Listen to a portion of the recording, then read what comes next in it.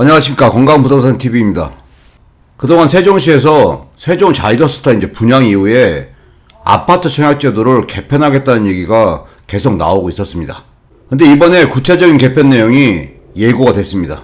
개편되는 내용을 구체적으로 한번 살펴보면 세종시 같은 경우 세종시 거주자 50%, 전국 50% 청약을 받는 시스템이었습니다. 그러다 보니까 세종시 거주자들 같은 경우 불만이 있었고 전국 청약을 받다 보니까 투기의 온상이 된다, 그런 얘기들이 또 있었습니다. 그래서 이번에 전국 청약 50% 규정을 개선을 합니다. 세종시 입장은 전국구 청약제도를 없애고 지역 거주자에게 100% 우선권을 부여해야 된다, 그런 식으로 건의를 했었는데 향후 세종시의 인구 유입을 위해서 전국구 청약제도는 유지를 하는 대신에 세종시 지역 거주자 프로테지를 50%에서 60%로 상향 조정을 하고 전국구 청약의 프로테지를 50%에서 40%로 조정이 되게 됩니다. 그리고 현재 세종시의 해당 지역 거주자 자격이 1년이었는데 이 부분을 2년으로 강화를 합니다.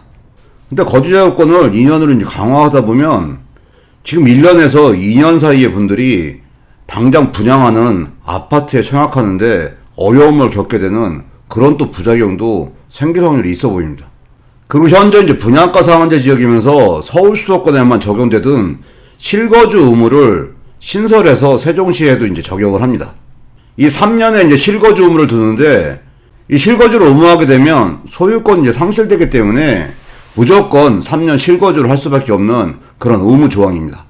이 실거주 의무가 적용되게 되면 청약을 하고 싶어도 못하시는 청약자분들이 많이 생길 수밖에 없는 그런 제도입니다.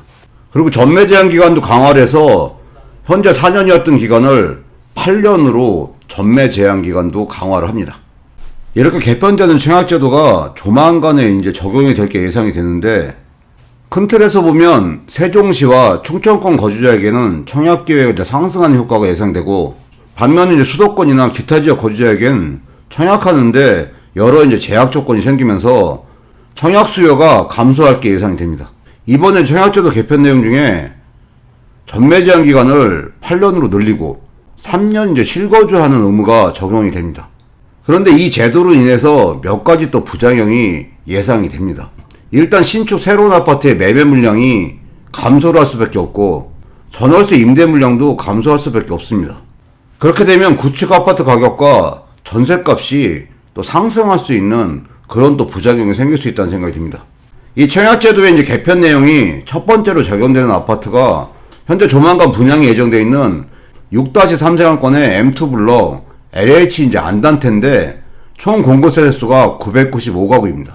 이 6-3 생활권 M2 블럭 같은 경우는 작년에 분양했던 리첸시아 파밀리아와 올해 분양했던 세종 자이더시티 중간에 위치하고 있습니다. 이 위치가 M2 블럭인데 LH 안단테 공공분양이 예정이 되어 있습니다.